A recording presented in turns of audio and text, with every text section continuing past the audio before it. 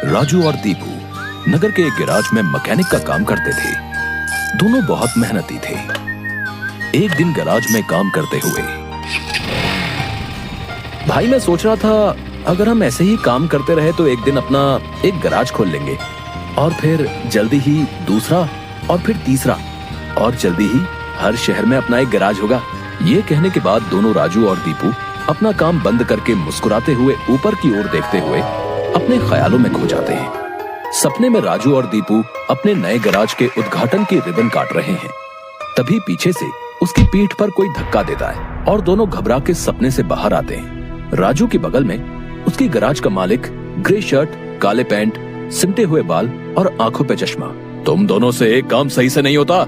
कल एक गाड़ी तुम लोगों ने बना के दी थी, ग्राहक का फोन आया था, उनकी गाड़ी से धुआं निकल रहा है और रास्ते में बंद हो गई है। ये 1 महीने में तुम्हारी 8वीं शिकायत है। मैं तुम दोनों को अभी काम से निकालता हूँ। निकल जाओ मेरे गैराज से। मालिक, पर यह भी तो हो सकता है उसकी गाड़ी खराब हो। हमने तो ठीक से ही काम किया था। खराब गाड़ियों को ठीक करना ही हमारा काम है। निकल जाओ यहाँ से। और मालिक दोनों को धक्के मार के बाहर निकाल देता है। राजू और दीपू अपने छोटे से कमरे की बिस्तर पर हैं। सामने की दीवार पर विष्णु भगवान की तस्वीर टंगी है। दीपू राजू से, भाई हम हर जगह मन लगा के काम करते हैं, फिर भी हमें हर जगह से निकाल दिया जाता है। किसी को हमारी कद्र ही नहीं। हाँ भाई, यहाँ किसी को हमारी कद्र नहीं है। चल किसी दूसरी जगह जाते हैं, वहाँ शायद हमारी कीमत हो। भाई पर हम वहाँ करेंगे क्या? याद है माँ कहती थी कि भगवान का नाम लेने से सब मिल जाता है।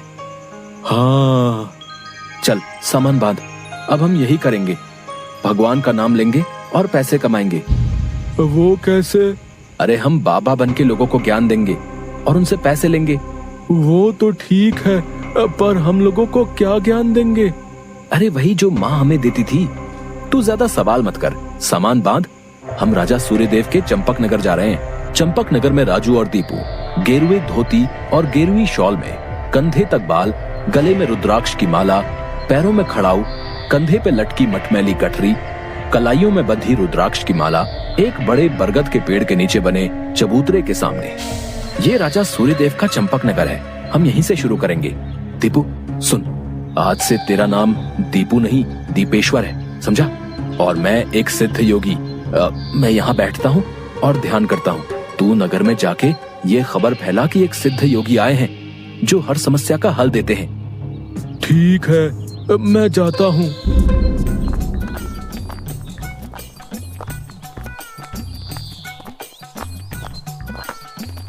भाई हमारे सिद्ध बाबा जी के लिए कुछ दान दो।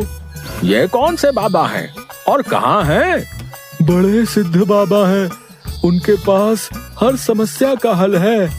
नगर के बाहर जो बड़ा बरगद का पेड़ है ना, वहाँ ठहरे हुए हैं। अगर तुम्हें कोई समस्या हो तो उनसे जाके मिल लो, वो तुम्हें हल जरूर बताएंगे। पर हाँ, दान के लिए कुछ लेकर जरूर आना। हाँ, मैं जरूर आऊंगा।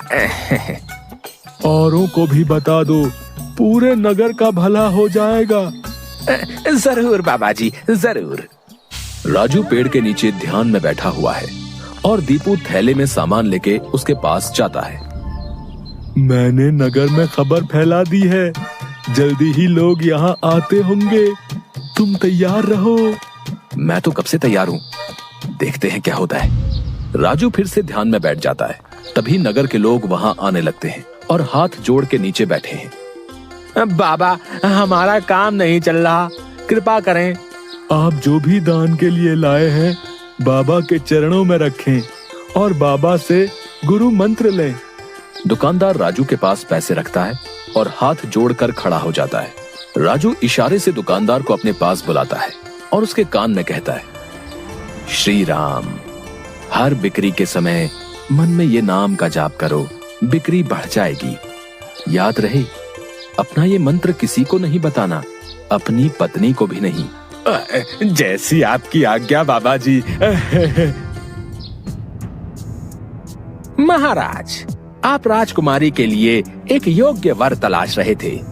हमारे गांव में एक सिद्ध योगी आए हैं जो तेजवान हैं और राजकुमारी के लिए एकदम श्रेष्ठ हैं। गुरुदेव, मुझे आपके चयन पर पूरा विश्वास है। अगर आपने चुना है तो वो राजकुमारी के लिए अवश्य ही उत्तम होगा। सोने जवाहरात और अनेक उपहार लाओ। हम अभी उन महान योगी के पास जाएंगे और उनसे राजकुमारी से विवाह करने का आग्रह करेंगे। हे तपस्वी, मैंने आपके बारे में जो सुना था, आप उतने ही तेजस्वी हैं।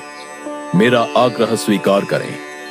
राजू ध्यान से आंख खोलकर राजा को देखते हुए, जी महाराज, कहिए क्या परेशानी है आपको? मेरी इच्छा है कि आप मेरी पुत्री से विवाह करें और ये उपहार स्वीकार करें। राजू काफी देर तक उपहार में लाए सोने चांदी और अनेक वस्त्र और उपहारों को देखता है, फिर राजा की ओर मुड़ता है। महाराज, मैं तो एक सन्यासी हूँ, मुझे इन सब से क्या लेना? मुझे क्षमा करें, मैं आपकी बात नहीं मान सकता। दीपू चौंकते हुए राजू को देखता है। मैंने जो सुना था, आप उससे भी महान हैं। मुझे क्षमा करें यदि मैंने आपका अनादर किया हो। आप जब तक यहाँ हैं, मैं कोशिश करूंगा आपको कोई दिक्कत ना हो। और राजा सूर्यदेव को प्रणाम करके वापस चले जाते हैं। अरे राजू, ये क्या कर दिया तुमने? इतना अच्छा मौका हाथ से जाने दिया। अरे राज करते हम लोग। राज, तुम्हें ये क्या हो गया है? मैं यही सोच रहा था, लेकिन फिर मैंने सोचा कि इतने दिनों से ईश्वर का नाम लेते लेते इतना तो समझ आ गया है कि ईश्वर के नाम अमृत में ऐसा क्या है जो मीरा सारा राजसी ठाट छोड़कर वैरागन बन गई। क्यों प्रहलाद ने अपने पिता की इतनी यातनाएं सही? मुझे भी राम नाम का धन मिल गया है जिसके आगे इस दुनिया का सारा धन फीका है। मुझे ये सब नहीं पता। हम यहाँ पैसे कमाने आए थे, ना कि साधु बनने। मैं चला, मैं अकेले ही सब संभाल लूंगा। तुम्हें जो ठीक लगे करो, पर अगर किसी मुसीबत में फंस जाओ, पूरी श्रद्धा से ईश्वर का नाम लेना, तुम्हारी मुसीबत दूर हो जाएगी। तुम्हारा दिमाग खराब हो गया है। इतनी आसानी से मुसीबत दूर होती तो सभी खुश होते। राजू बस उसे देखकर मुस्कुराता है और ध्यान में बैठ जाता है। दीपू अपनी पोटली उठा के गांव में चल देता है। क्यों भाई, कैसा चल रहा है? हाँ भाई, सब बढ़िया है और अब घर में सुख शांति भी है। ये भी बेवकूफ बन गया। राजू है तो चालाक। उसने ऐसी युक्ति की कि कोई उस पर सवाल नहीं उठा सकता।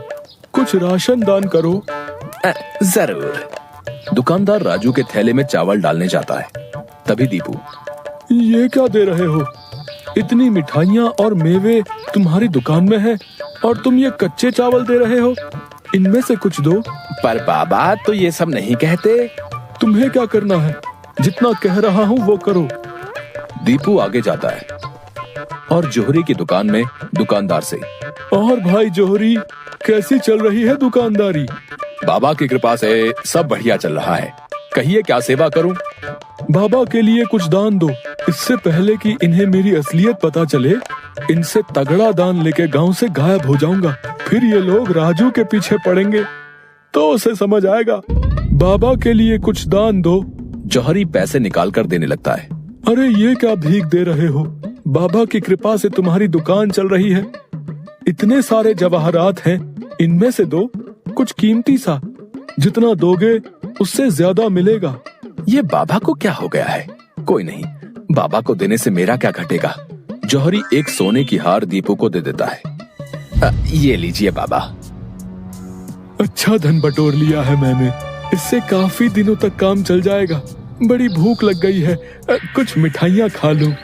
दीपू एक पेड़ के नीचे बैठ के मिठाइयाँ खाने लगता है। तभी वहाँ 4 डाकू, चेहरे पे नकाब, काले कपड़े और हाथ में छुरी लेकर आ जाते हैं। जो कुछ भी है वो हमें दे दो, नहीं तो हम तुम्हें मार डालेंगे। दीपू डर से अपनी पोटली उन्हें दे देता है। तभी डाकुओं के सरदार का नकाब खुल जाता है। दीपू उसे देख लेता है। अब तुझे मरना होगा क्योंकि तूने मेरा चेहरा देख लिया है। हे भगवान, ये क्या हो रहा है? कैसे बचूं इनसे? भागने की कोशिश की तो ये लोग पकड़ लेंगे। क्या करूं? तभी उसे राजू की बात याद आती है। अगर किसी मुसीबत में फंस जाओ, पूरी श्रद्धा से ईश्वर का नाम लेना, तुम्हारी मुसीबत दूर हो जाएगी। दीपू आंखें बंद कर घुटने पर बैठकर, हे नारायण मेरी रक्षा करो, हे नारायण मेरी रक्षा करो। डाकू का सरदार दीपू को उठाकर, सुन, राजा के सिपाही हमारी ओर आ रहे हैं, इसलिए तुझे छोड़ रहे हैं। अगर तूने किसी को हमारे बारे में बताने की कोशिश की तो तुझे जिंदा नहीं छोड़ेंगे। ये ले अपनी पोटली। डाकू भाग जाते हैं। दीपू सामने से सिपाहियों को आते देख मन में, हे नारायण, मुझसे भूल हुई जो मैं राजू की बात को समझ नहीं पाया। मैं राजू के पास वापस जा रहा हूँ और उसके साथ रहकर आपके ध्यान में अपना जीवन बिताऊंगा।